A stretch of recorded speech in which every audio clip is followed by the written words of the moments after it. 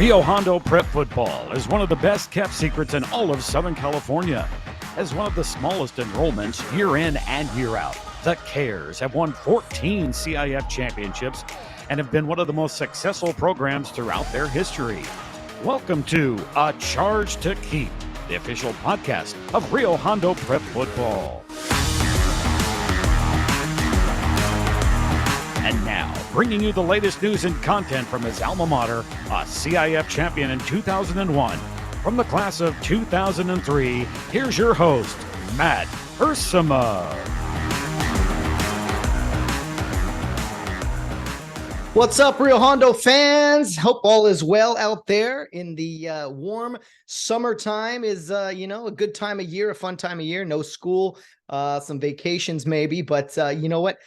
Time to anticipate the upcoming football season as the fall is right around the corner, even though the season does start August 18th in the very end of summer. So I hope everyone is having a fantastic summer as we are rolling right along here on the Charge to Keep podcast with plenty of content for you guys, some different topics, different guests. Something that we're doing is getting to know the coaching staff for the Rio Hondo football team. It's been a staff that has been working together for quite some time. The fans obviously know many of the names that have gone through the program, and all these guys on the coaching staff have played football themselves at Rio. And so it's really cool to bring them on and get to know a little bit about them, but also kind of their duties, what they're doing in the off season and also during the season. You know, we have offensive coordinators, we have defensive coordinators, we have linebacker coaches, we have offensive line coaches. I mean, it takes a lot for a football program to fire on all cylinders, and the coaches work tirelessly. I would argue that of the programs in the area, again, as a former official, I've seen a lot of different coaching staffs and some of the best programs, again, in the San Gabriel Valley. And maybe I'm a little biased, but I think the Rio Hondo coaching staffs are among the best coaching product out there in all of football, really. I think the Rio coaches get more out of the kids than maybe other places do. What I mean by that, and no disrespect, of course, is that the Rio coaches get every drop of talent out of their guys, every ounce of energy. I mean, it is they elevate the kids in so many ways, not just how to block and tackle, but how to carry themselves professionally, how to be a Kare and play with that Rio Hondo attitude and carry on the program. So we give a lot of credit to the players, but it's the coaches that we love and support here on the podcast as well. And I know that at times we can be critical of coaches, right? Just like when we're watching our favorite team play ball on Saturdays or Sundays, we get critical of coaching staffs. And I know that the Rio Hondo fan base at times can be critical of the coaches. That's why we bring Coach Carson on here weekly during the season. And, it's part of the job, right? If we're critical until obviously we're in those shoes. And today we're going to be talking with one of the coaches of the Rio Hondo program. I don't know how many guys altogether it is, almost 10 guys, I would say, that contribute in some way. But today we're going to have on the program Mr. Will Torrico, who is the eye in the sky, if you will. Will is up in the press box, usually up in the scissor lift. He's the headset up there. He's viewing the substitutions. He's kind of seeing how the defenses are lining up and what they're doing, and offensively kind of predicting maybe some of the formations and thing, and just kind of relaying information down to the coaches on the field. So he's a vital part of the program. I'm also going to ask Will maybe if there's some, I don't know if he contributes in calling plays, maybe every now and then, what it takes to make a suggestion to Coach Carson or Coach Johnson there, offensively and defensively, respectively, what exactly he does up there, because he's kind of that guy I think we all wish we could be, in a sense of up in the stands, wants to make decisions, right? Well, sometimes we're up there in the stands and we maybe think, oh, we know what's going on down there. Look, call this or call that. But Will has the pressure, obviously, of being up there and the privilege of it. And he does a great job. He's been a vital part of the program's success. Will played football at Rio. Obviously, he was the first quarterback to, let's see, how do I say this? He was on the first 11-man championship team, quarterback of the first 11-man championship team, I should say. So great success on the field. He played for Coach Carson, I believe, a little bit back in Kare Youth League with the Covina Tigers. So him and Mark have a pretty good relationship there. And Will's just an overall great guy. Can't wait to have him on here in the next few minutes and get to learn a little bit about him. He does coaching in Kare and junior high and stuff there too. And again, every season's a little different. So we record these pretty early before we release them. So maybe some things have changed since then, since we recorded. But all in all, Will Torrico today will kick off our schedule of coaches, really. If I can get more and more coaches of the program to come on here, that's what I want to do, because I think it's important that the parents and fans and alumni, that they know who's, pushing the buttons, if you will, for the Rio Hondo football team, getting to know a little bit about those guys. And some of them, humble, don't want to, I get it. I don't want to pressure them too much, but I think the fans, especially the parents, would love hearing from the coaches, here on the podcast, talking about RHP football, what it means to work with the young men there and on the football field as well. So let's not burn any more time. It's time to bring on our featured guest, Coach Will Torrico, and hear a little bit about why Rio Hondo Prep football is so special to him, his duties on the field, what it's like working with the young men, and just have a fun-filled summer conversation here with one of the great coaches at Rio Hondo, Mr. Will Torrico. This meeting is I'm now joined by Coach Will Torrico, who has a few different duties on the football staff there at Rio. What's going on, Will? How are things? I'm doing good, Matt. Just getting ready for football, or getting mentally prepared for football. Not quite much else, but thinking about it a little bit. Absolutely. Yeah, we're recording this way in advance, of course, as I'm trying to stockpile interviews for the summer, as everyone will be off on vacations and summer trips and things. So just trying to, get ready so we don't got to stay ready. I hear some commotion there in the background. Will, is that the new young family you got going? Yes, that is Josiah. He's probably reading a book or something. He's probably going to walk in here at some point, but yeah, that's him. He talks Awesome. A lot. So very cool. A future football player. And then he has a sibling on the way pretty soon, right? Yep. In August, baby number 2. Baby number 2 in August, right around football season, as we kick off the season, August 18th. And when was his birthday? Josiah is August 14th. The second baby is actually due August 14th as well. So wow, that's some great scheduling, Will. Well done. And just not quite football season, right before the football season. So congrats to you and the Torrico family. That's awesome, man. Thank you. Hey, Josiah, let me see your notes. Let me see here, Will. First off, I want to ask you specifically what you do for the Rio football program, and not in like, hey, tell me, just to kind of get the fans and especially parents' perspective on the coaching staff that we have. That's kind of a goal this summer, is to get them to get to know the coaching staff. So what do you do with the football program on a weekly basis, and then, on game days themselves? So during the week, the practice week, I'm not too involved because I coach the middle school football team. So usually we have the same practice times. So I can't really get out to the varsity practice as much. If I do have time, I'll go and I'll just help out with the offense, a little bit of both. As far as game day, I have the headphones and I can talk to both the offense and the defense. I'm up on the lift, the eye in the sky. And so I'm kind of helping out both Mark and Mr. Randy Johnson, just with anything I see, any tendencies I might see. I have a better view up there than you would on the field. So that's basically what I'll do for the team. Well, back when I was coaching there at Rio in the junior high department, I actually liked being upstairs, up in the booth, to kind of look down and oversee everything. I felt like I had a better idea of what to kind of call defensively and give pointers to the rest of the coaching staff. So how did this all come about, Will, that I don't know, you seem to be the perfect guy for that job. But how did it all come about that it's like, hey, you're going to be upstairs, kind of being our eyes up there?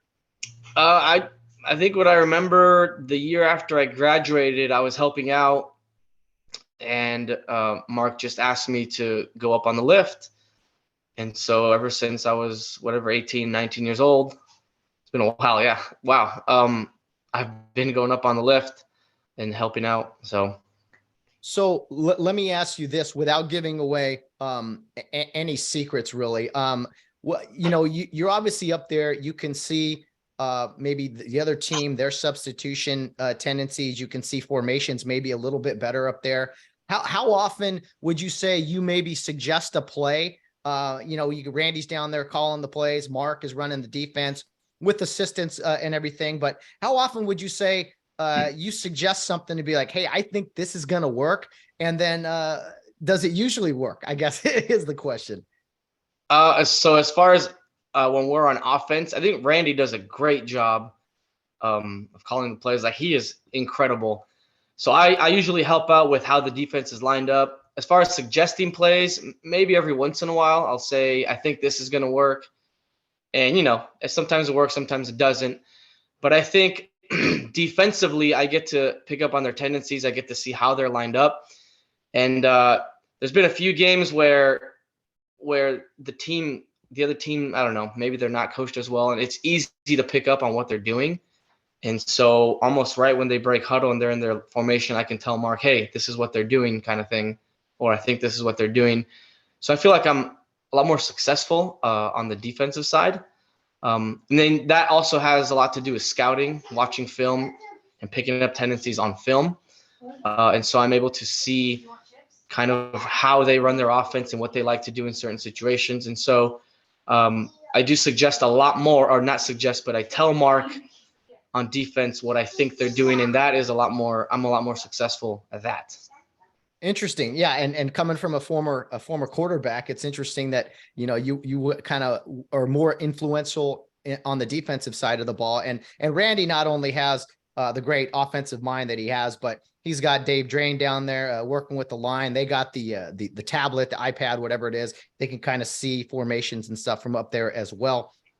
So that's interesting. And you touched on something that I think fans don't appreciate enough of, as that is the film work, the film study. Coach Carson does an excellent job of just watching film and being relentless and figuring out tendencies. And it is a guessing game sometimes. And so you're there on game days, not so much practice, but you put a lot of time into watching film as well, right? I really try to, especially the playoffs. I mean, I kind of forget about my responsibilities, and I'm trying to watch as much film as possible. During the regular season, I'll watch a little bit, not as much as I'd like to, but I have a job to do and I have other things I need to do. So it's kind of hard to spend as much time on film as I'd like to. But yeah, we definitely watch a lot of film. Have you learned up there in the the crow's nest, whatever you want to call it? I mean, we hear your voice a lot on some of the game film, some of the highlights that has the sound in there.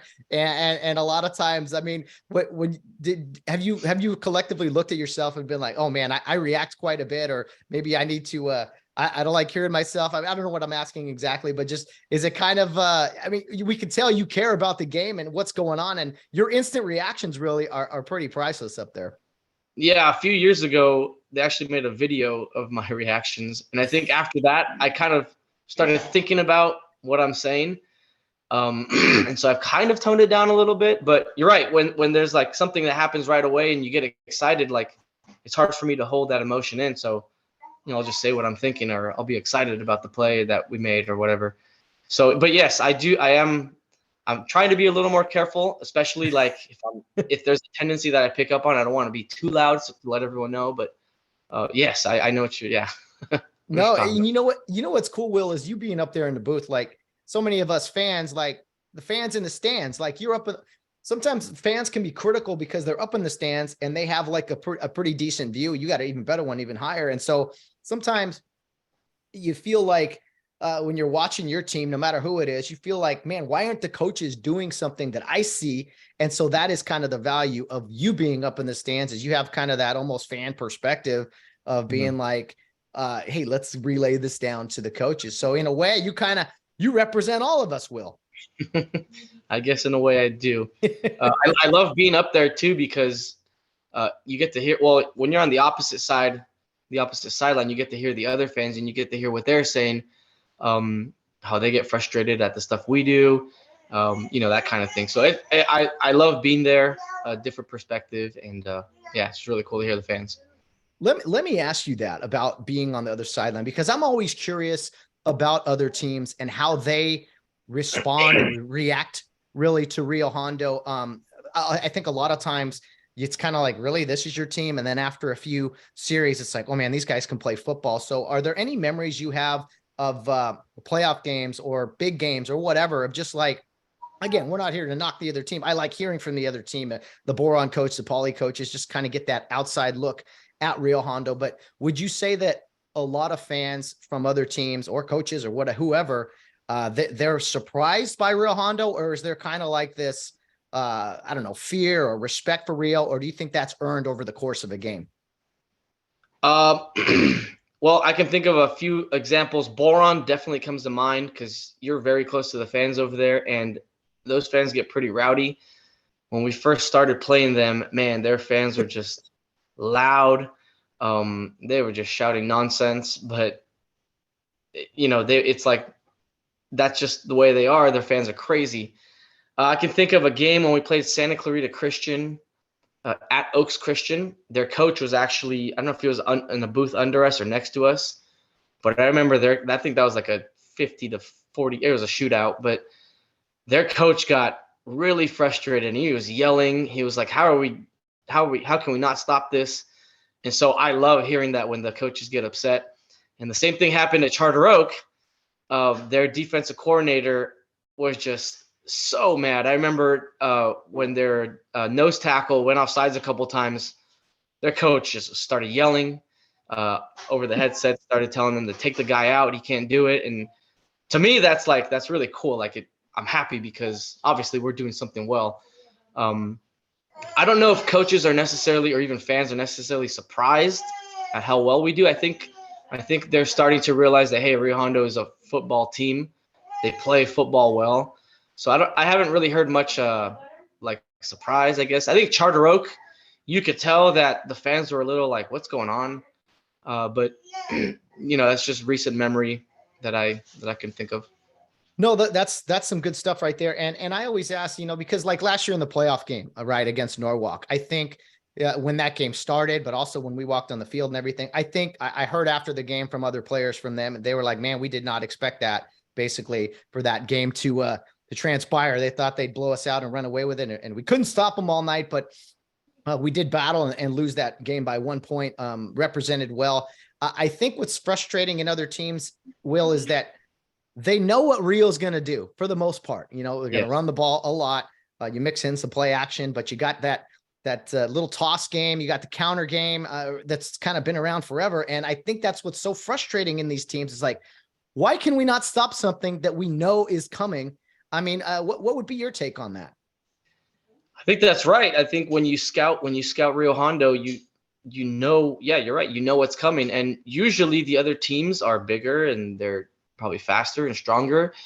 And so their coaches expect their team to stop us. But the way we execute our offense is just very quick, very precise, and we do it well. And so that's something that, you can't practice against, really. Poly does a really good job of that, or they have in the past. But that's the only really team that I can think of who has done a really good job against our offense. I can't think of other teams who, you're right, they get shocked. They're like, wow, how can we not stop this? What do we do? They get confused. But yeah, we do a really good job of running our offense. Oh, definitely. And the defensive side of the ball, you and Mark and all the coaches do a great job there of just kind of swarming and playing team defense, responsibility and all those things.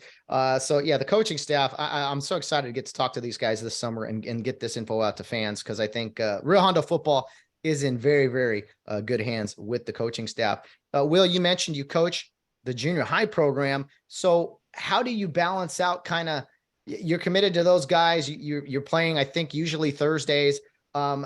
Is there a sense, I think one of the successful things with the Rio football program is that these guys do start in junior high and even before that in Kare. So do you not balancing out your schedule with these guys, but also like you're implementing a lot of the high school plays and schemes and things in the junior high program as well, right? Yes. So we actually we've moved a couple different leagues. We actually play in another league where we play on Saturdays. and we play against some big schools, Oaks Christian, Rancho Christian. There's some big schools that we play. But as far as balancing that, obviously I'm, completely committed to the middle school program.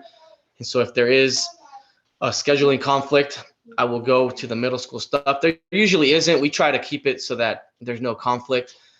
But yes, so working with the middle school, I love working with them because I do get to implement the varsity stuff, the varsity language, the varsity plays, so that when they move up into high school, they have an understanding of it. Obviously, it's not as difficult. We don't do everything that Randy does necessarily, but I try my best to teach them the tendencies, the language, the plays, how we block a certain thing, our schemes, that kind of thing. And that's been a big advantage for us, I think, because when they get to high school, it's not such a learning curve. They've heard the same words. They kind of understand what they're doing already. So that has been an advantage. And I think even in the Kare program, we try to do a little bit of it. It's probably not as advanced as we do in the middle school or even the high school, but I think just that step by step coming up, and they're used to the language, they're used to the plays, the schemes. I think that really helps out. And yeah, depending on the team, you add a few more things during the middle of the season and whatnot. But yes, I think that is a big advantage for us, that we get to teach them in middle school basically the same stuff that they'll be doing on varsity. Well, it's interesting because so many schools, have lost their lower level programs. They don't have a freshman team. They just have a JV team now, which is what Rio has had forever, just a JV team. And, to have that advantage of not only playing tackle football in junior high, which nobody does except for the teams you mentioned, that's a great advantage in how kids are getting kind of that head start. And you talked about it, the terminology is kind of remedial, right, at that 7th and 8th grade time. But by the time you're a junior, senior, heck, even maybe a sophomore, you should have the terminology down and should be able to just focus on playing football. So I think the work you and Devin Drain do at the junior high level it's really priceless in preparing the young men to go into high school. And I think it's great that we have that kind of structure where you got the JV game on Thursdays, the high school game or varsity game Friday night, and then you get a little Saturday morning, junior high time. It's kind of a fun way to look at the program. And I loved last year going to the summer practice as well and seeing that the junior high guys were out there with the varsity and JV guys, the high school teams. It made it one big kind of family out there representing and preparing for Rio football. Yeah. Going back to what you said, especially last year where you saw a lot of freshmen who saw the field, I don't know, maybe 10, 11, 12 freshmen who played. I think it really helped them that the year prior we were running the varsity stuff. And so that was really cool. Like you said, when we have our summer practices, we try to just practice at the same time. I think the middle school, the junior high kids get to see what it's like in high school. And so they get to, they know what to expect almost when they get to high school. Obviously it's more intense in high school, but it is very cool. And then, yeah, Thursday, Friday, Saturday football games. Oh man, it does get tiring. But it is really cool to see the development, see the different levels of football that we have. Oh, definitely. And that's something that the freshmen last year, as you mentioned, that to think throughout the year that, man, these guys were playing junior high football last year is truly remarkable and a testament to the leadership from you guys. Will, let's talk about you and your Rio football experience. You were the quarterback on the first championship team in 11-man football for Rio back in 2005. You threw the first touchdown pass in an 11-man championship game as well. So you know all about the success of the football program and right there at the beginning of it. But let's go even back further to when you were a young kid playing for the Covina Tigers. And what are your earliest memories of Rio Hondo football? So I remember having outings to the football games. I think I was 4th or 5th grade maybe. And the earliest memory I have of Rio Hondo football is when we went to a homecoming game We were playing Bloomington. I believe the homecoming theme was what is that movie? Wizard of Oz, Yellow Wizard of Brick Road. Oz. And so we Yes. had like the yellow brick road on the field. And I remember, I think it was that game that we got blown out in the homecoming game. Steve Almond, who was one of my coaches on the Tigers, I think he played. I remember seeing Jacob Blake, the Ramos, Jason Ramos, Dave Ramos. I remember vaguely watching that team. Now, as a kid in Kare, it's like you'll watch the first, maybe the second quarter, and then at halftime you kind of run off and go play, and you don't come back basically. Yeah. So I remember a little bit of the football game. I do remember, I don't know if it was the first time I went, but I remember getting blown out. I remember the homecoming theme. And then I remember a few of those players. But yeah, those are my first memories of Rio Hondo football. The Ramos and Blake guys, I'm not sure they ever got blown out, but I remember that Almond classes. I was a freshman, I think, and we played the JV game before, and then you got the barbecue going with the smells coming in and the yellow brick roads on there, and that was really cool. And then disappointing night game for sure, but yeah, Bloomingdale's. Oh, I hated those guys. Bloomington. Christian, Yeah. I called them Bloomingdale's because I hated them so much. But anyway, I just could never quite get over the hump with those guys. Some great early memories. And Coach Mark Carson, as well as Steve Almond, who was your coach back with the KYL Tigers, right? Covina Tigers? Yes. What was Coach I mean, you were just a kid, but Mark was pretty young also. I mean, you didn't know any difference really, but I don't know, any memories from Coach Carson back when he was coaching you in 4th and 5th grade compared to, who he is now?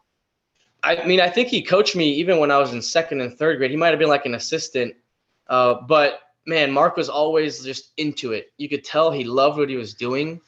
And even as a kid, I could pick up on his energy. He loved it.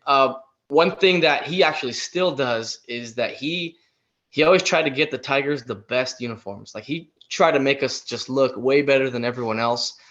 There was a couple soccer seasons where he ordered like different jerseys than the regular Kare uniform. I think he tried to have like alternate uniforms and stuff. And that's just how Mark was. And that is how he is with the high school. He tries to just make the team look really good. Different uniform combinations and whatever it is. But he's always been super energetic, super into what he's doing. He's all in 100%. But yeah, I mean, Mark was great. Mark was great in Kare.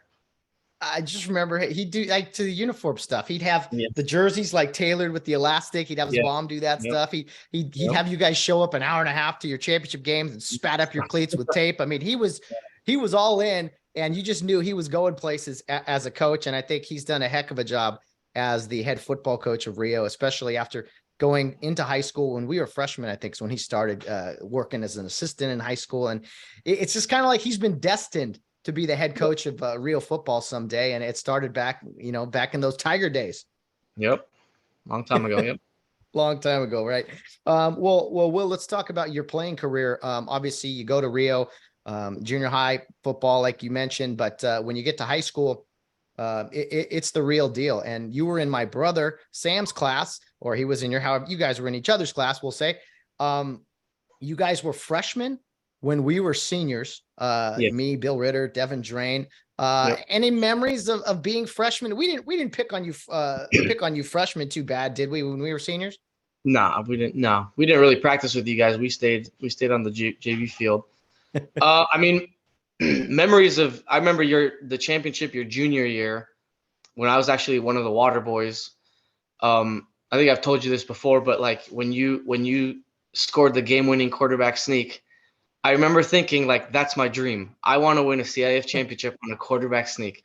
Yeah, I mean, it was just great times as freshmen when you guys were seniors. That was really the first 11-man year. And so I know it was new to you guys. I remember thinking, man, this team has a lot of talent. And it was cool just watching how it all kind of played out. Obviously, it didn't end the way you wanted it to, but there's a bunch of great guys to look up to. You were one of those guys that we definitely looked up to. But that was an exciting time.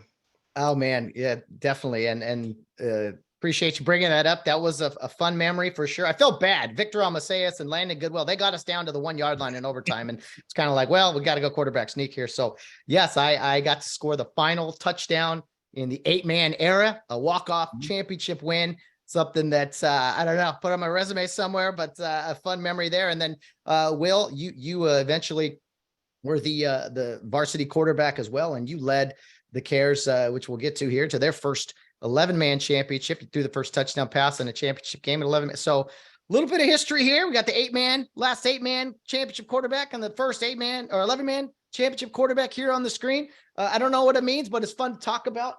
And I will say you were a far better quarterback than I was, Will. But let's talk about, before we talk about 05, the first championship in school history, we have to talk about 2004. And arguably, I'll anger some people. I think it was one of the greatest Rio teams ever assembled. A team that didn't win a championship, came up just short. You were on that team as a junior. What can you tell me about 2004 and Rio's first time getting to the 11-man championship game 2 years after the program started 11-man? Yeah, it was exciting. I mean, we knew we were going to have a good year. Like you said, one of the most talented teams. I'd probably put it top 2, top 3 teams in our 11-man history, more talented than 2005. When you have Landon Goodwill, you're gonna be a good team. And then after that, it was just like a bunch of really good dudes at different positions. I think we started, if I remember correctly, we might have started off 1-2. I think the Grace Brethren game, we played against Chad Cackert, a future Canadian Football League championship MVP. And the Gurley brothers, who I think ended up being on an NFL team. So that was a tough start for our season. And then we beat Western Christian, lost to Marshall or something. So we started off 1-2, but after that we just got rolling. Landon was incredible to watch, the way he ran, his big old legs, 6'2", 230-pound running back. It's like guys did not want to tackle him. And so that was just a fun season. A lot of talent on that team. And then, we got to Hamilton. Didn't know what to expect. I think we had played Hamilton at our JV year, and I think we beat them I don't know if it was 7-0 or 7-6. So, but obviously, they're in championships, so we knew they'd be a good team. But they were just really, really good. Tough to do anything against them. And it was very, very sad for the seniors. I felt really bad for the seniors because it was a group. You have these groups where you think, okay, these guys deserve a CIF championship. These guys are talented. They put in the work, and especially those seniors, it was a group that I thought like, man, these guys need to be CIF champions. Fortunately, it didn't play out that way. But yes, it was a very, very talented, good team that we had that year.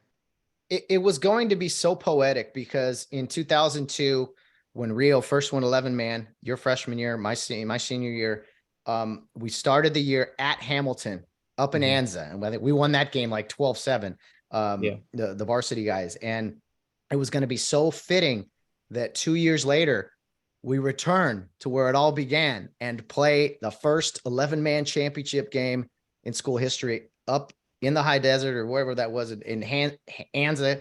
And, fell just short, really frigid night. And so those seniors, I want to mention, we talked about Landon Goodyear, the CIF player of the year, Freddie Monteblanco and Gabe Perez, who were just monsters on defense and contributed on the offensive line. Tom Bragger making plays in the kick return game. Dan Pastor, Andrew Garcia, Carlos Ortega. Senior class was full of football players and guys that represented Rio so well. They were so hungry, and to come up short, I couldn't imagine being there. I was there. It hurt to see them so bad. And I remember the feeling after the game, Will, and the off season. It was like, that was the best chance we had at a CIF championship, and we didn't get it done. When are we ever going to win one? 05, some of these guys will be back, but it was kind of be this huge letdown, honestly, for the next year. But you and the senior class up of 06 had something to say about that, and take us through going into 05 and how that season went. Yeah, another guy, AJ Corsini, was a part of that. How could I forget the juice? My guy, the greatest nose guard in real history. Yes. Yeah. So I think going into our senior season, I know that people did not expect much. But when I think of our senior season, I also think back to our middle school, junior high days. And I just remember in middle school, like I said earlier, watching other teams. I think to us it made a huge impression, and so we had a goal that we wanted to win a CIF championship. So I think it kind of started back there, where you start developing this teamwork, this camaraderie, and you have a goal in mind as you're going up through high school.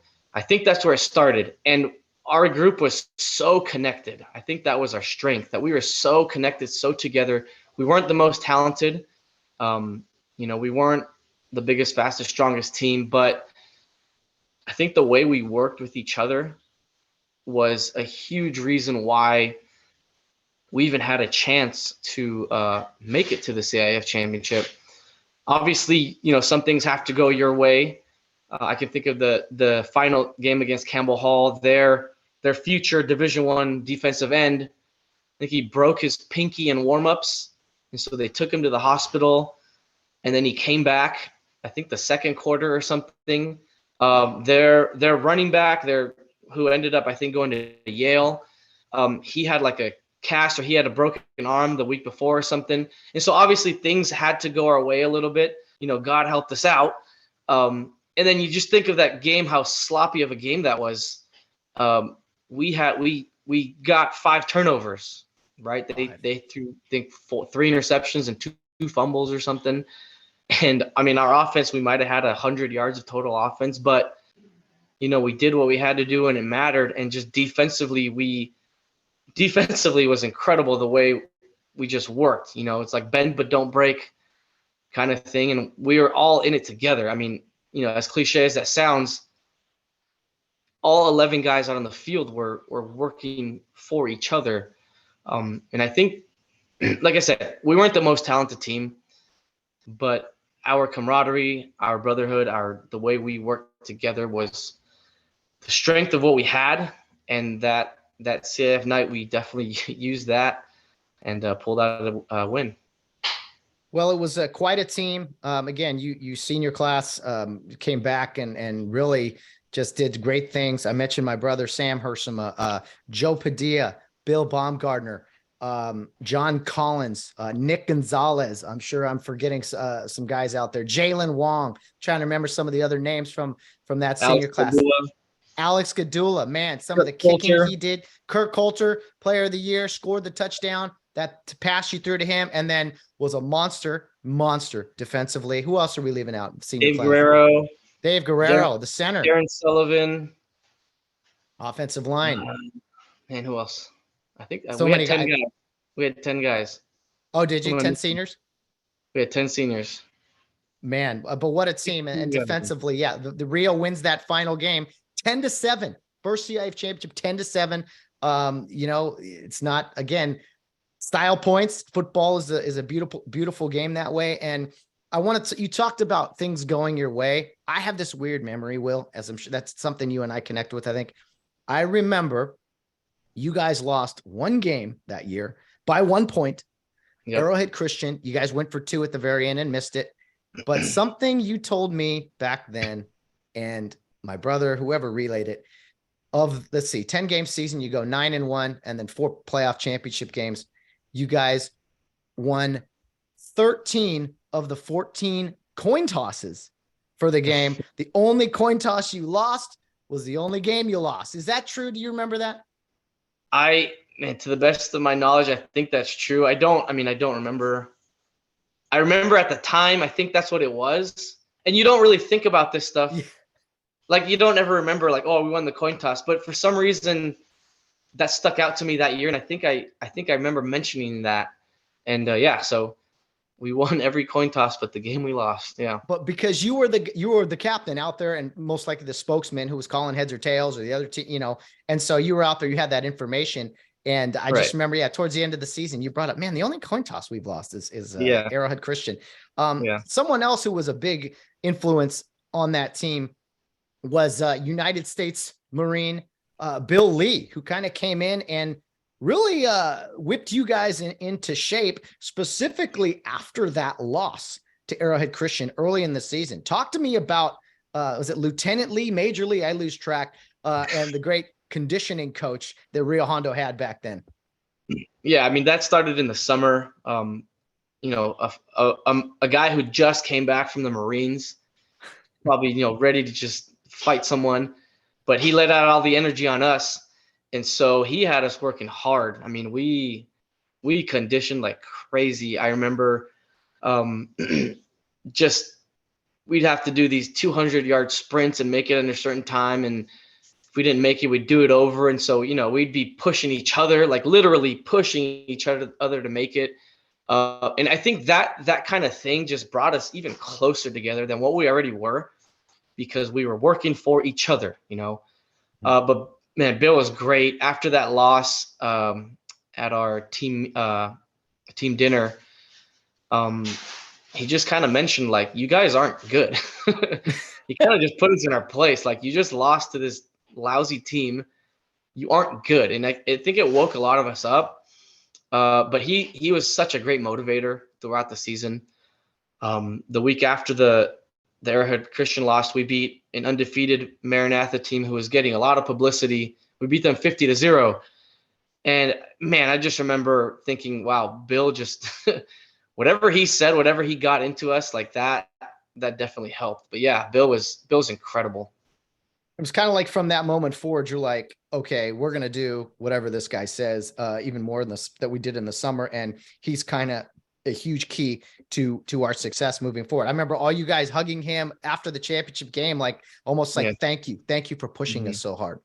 Yeah, no, and then whenever I see Bill, it's like, that's the memory I have of Bill, just how intense he was with us and made us, you know, become better football players, better people. Just for us to realize that, hey, we can push each other more than we think we can go. And I always take that with me wherever I go. So, yeah. That's a great point. And while we're on the subject of coaches, we can't not talk about head coach Ken Drain. Any other, you know, coaches you want to about your experience there. But, you know, talk to me, Will, about, I don't know, just what you learned from Coach Drain, not just about football, but anything really, because I think he's someone that quietly led the way for the Cares after, you know, Randall Johnson Sr. Retired. And I think we can all look back on our memories of Coach Drain and just the lessons from not just Rio Hondo football, but the lessons that he provided us over the years. Yeah, so Mr. Drain was very influential to our team. I think the thing I take from him is his pyramid of success, the way he talked about it and the way he instilled it in us. And those are things, just like Bill, it's like I still hold a lot of those things in my heart as I live my daily life. You know, Mr. Drain was, like you said, he wasn't very loud. He wasn't, you know, he wasn't Mark, but whenever Mr. Drain spoke, it's like you needed to listen because there were some wise words coming from him. And whenever he said anything, it's like, all right, what is he saying? I better pay attention. But yeah, so Mr. Drain was very influential to our team. Yeah, not the most outspoken guy, but man, whenever he talked, it was like, this is important. You have to listen to what he's saying. A couple other coaches on the team that year, Mr. Greg Loomis, he was doing our special teams. Again, a guy with a lot of energy. When he was out there doing special teams at practice, he was running around himself, chasing us down, you know, trying to set up the right special teams. Mr. Joe Parker, who ran the offense that year, I loved that he kind of gave me a lot of leeway with how to run the offense. If there was ever like a play I wanted to call, he said, yeah, go ahead and go call it. I think there was times during the year when he let me just be in the huddle and call the plays, but he was very, very good at just us figuring out, okay, this is what we need to do. Let's go do it. Who else was on that team? I remember, I think Gabe Perez and Carlos Ortega helped out. I think they were the eye in the sky. If you watch that championship game, I remember hearing them. talking to Mark and telling him what, the things that I do now. So, but yeah, the coaching staff was obviously, when you're at Rio, the coaches care about you. They're going to do their best to put you in a spot where you're going to succeed. And so we're very thankful for the coaches that we had. A great time indeed. 05, that championship team, and led by the seniors from the class of 2006, and a great era there in Rio football.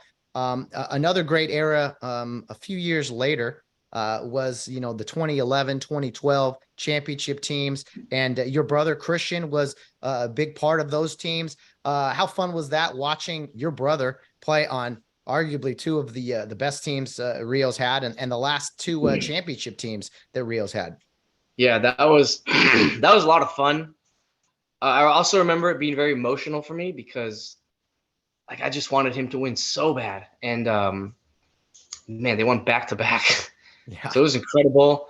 One of those summers we actually went to Bolivia with my family, and I remember taking a football because he was going to miss a few practices or whatever. And I remember taking a football, and we would just play catch wherever we went.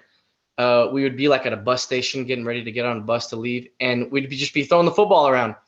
And people from Bolivia, they have no clue what football is, and so they're watching us throw this football around, and it was just so cool. I'm looking back at that. That was a lot of fun. I think that was probably, for me, that was one of the more fun teams to watch because my brother was on it, but also because that group was very, very talented. And yeah, it was just a really good time. My brother came up with some big catches that, man, I don't know how he did it. I always try to tell myself that it was because we practiced in Bolivia playing catch, running out in random fields to play catch to get into work in. But that was a great time for me to watch my little brother succeed the way he did with his team. Yeah, and like you said, some of the best hands I've ever seen. I played with Bill Ritter, who would catch anything, but your brother Christian made some unbelievable catches on those teams. And yeah, it's fun. I can say this because my brother was on your team, CIF champion. It's really fun to see your sibling, become successful and carry on the football tradition.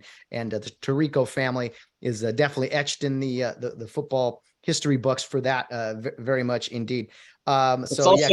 Also very nerve-wracking, right? Oh yeah. Oh, absolutely. I remember just being that mission prep game, man, I was tense. I was nervous. That's the most nervous I've ever been coaching, because that was such an intense game. And, my brother was on the field. So I just remember being so nervous. And then that game was just so emotional. But yeah, it is a little different when you have family on the team that you're supporting. It is definitely different. Well, and a big reason, Will, I wanted to bring you and other coaches on here is because I know a lot of the families for the Rio team listen and watch this podcast, and I want them to kind of get an idea of the men that are leading their young men on a daily basis. And so that's why I appreciate you coming on here. And I mean, what would you say necessarily to the parents out there who have their kids on the Rio football program, or potential, future kids in the program, as far as, I don't know, the type of the good hands that their young boys will be in? What's the experience really for the current and future Rio Hondo football players, and why Rio is such a good and special place for a young man to go in high school? And I think I would start with just saying thank you, because it is a privilege to coach these young men, to see them develop. Like, I get to see them from middle school, and you get to see how they grow, how they develop, how they learn, how they mature. And it's such an awesome experience to be a part of that. I would say, especially football, I mean, the coaching staff is constantly trying to get better, constantly trying to make the boys better, not only as football players, but as young men. I think our goal is to turn these boys into good Christian leaders, and football is a big part of that. And so we are very thankful for every boy who comes to us and who decides to play football. you know, when you're coaching, you don't really think about what you're going to get out of it necessarily, because you're trying to just give to these boys. But every time we look back at the end of the year, it's like, wow, that was such an amazing group. You know, these kids came together to do something that is hard. Football's hard.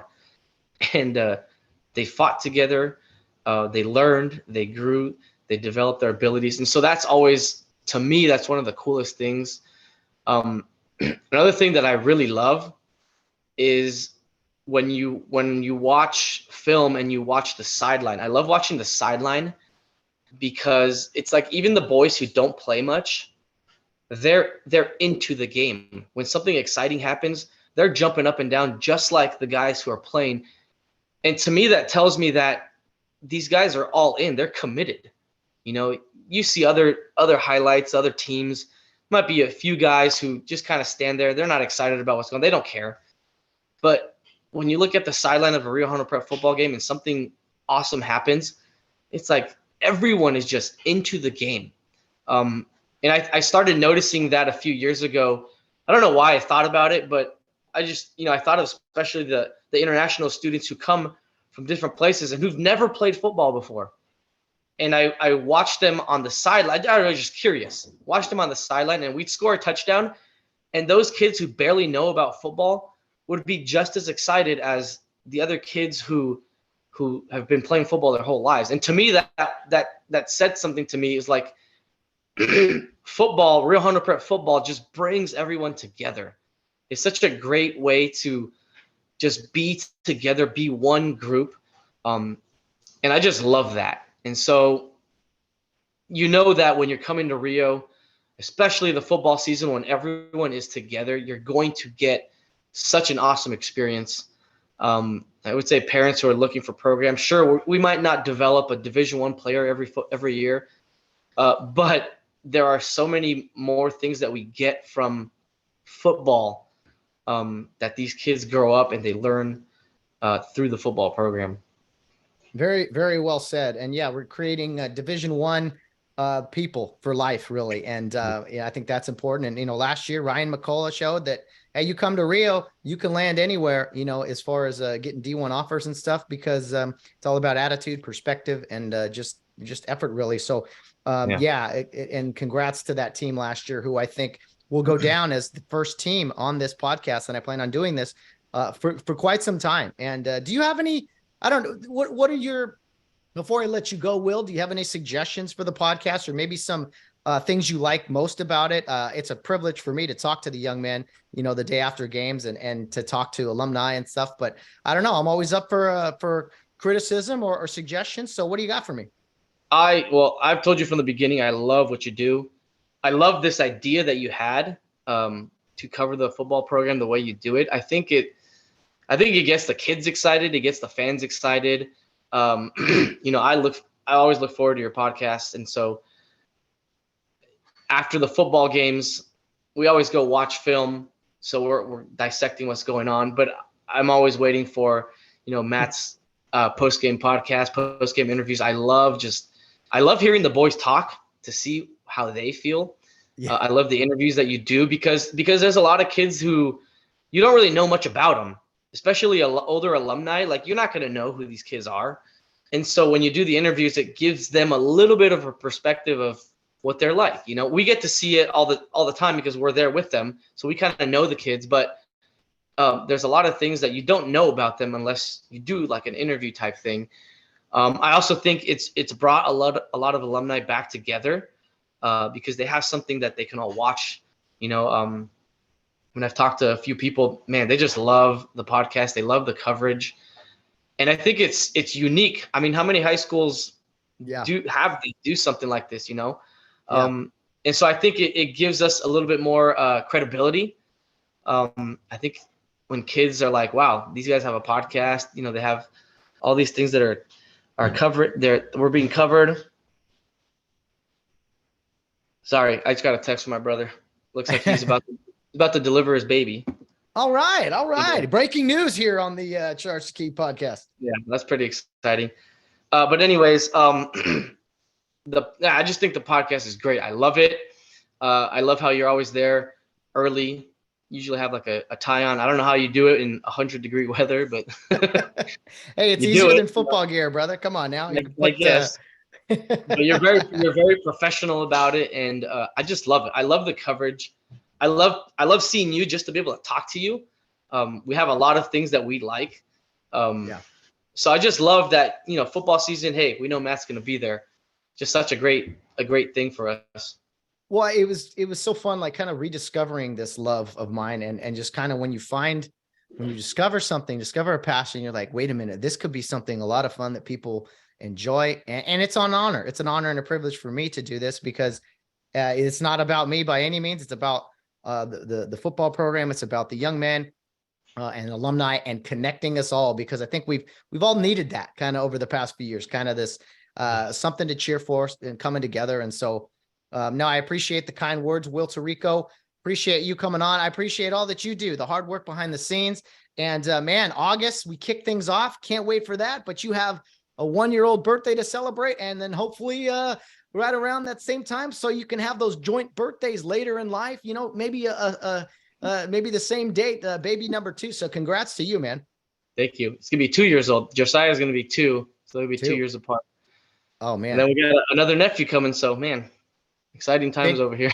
Oh, big things. Yeah. Hey, well, no, you're gonna be a busy man to watch film and do all those things. So yeah. Thanks, Will. Can't wait for August 18th and the opening kickoff down in San Diego. What a way to start the season, huh? Yeah, that'd be cool. Very cool. Road trip. Let's do it. Well, Will Torrico, thank you so much, and talk to you very, very soon, man. All right. Thank you, Matt. Well, thanks so much, Coach Will Torrico, coming on the podcast and getting our season kicked off with the coaches. Anyway, the coach, we may not have every coach on here for the program, but we're going to try to get a few of them and just get to learn a little bit about them and learn about their RHP memories, so that the parents and fans and alumni can get a little inside look on the program. It's going to be a busy summer, guys. A lot of content coming your way, spread out throughout different times. And then once we get into like July, late July specifically, we'll probably be having weekly content, because the season starts, man, August 18th. And, you think of football in the fall, but now it's become more of a summer sport, really. So we'll get some content out there right around the 4th of July and June, and all throughout really is the plan. So we'll see what happens in moving forward, talk to some alumni, of course. And of course, the weekly shows will continue in the season. The regular season will have usually a post-game show. On the weekend, we'll have a pre-game show that's 30 minutes or so, 45 minutes maybe, the night before opening the kickoff of a game. And so that's kind of the schedule going forward. And I'll keep you guys posted, of course, here on social media, wherever you listen to the Charge to Keep podcast. Appreciate the support from all the RHP faithful out there. For those of you new to the pod, you can listen on Amazon, Apple, Spotify, Google, wherever you listen to podcasts, really. And of course, our YouTube channel. So be sure to check that out. For those guys that, most of the RHP fan base knows about it now, but for those that don't, pass it along if you can. If you pass it along to one person, that will really grow the podcast exponentially and keep this thing going, as we want to be one of the best high school football podcasts in America. I don't think that's too of a far-fetched goal ahead. So it's all about the fans, the alumni, of course, the coaches and the young men as well, to carry on the great tradition that is Rio Hondo Prep football. Have a great rest of your summer, guys. I'll be back for more content throughout, talking to coaches, players, alumni. Can't wait for double sessions to get going there in August, as another football season is on the horizon. But guys, this is your friendly reminder as members of RHP football to always be humble in victory and gracious in defeat, because we always have a charge to keep. A charge to keep I have, a God to glorify, a never-dying soul to save, and fit it for the sky. Arm me with jealous care, as in thy sight to live, and O thy servant, Lord, prepare a strict account to give.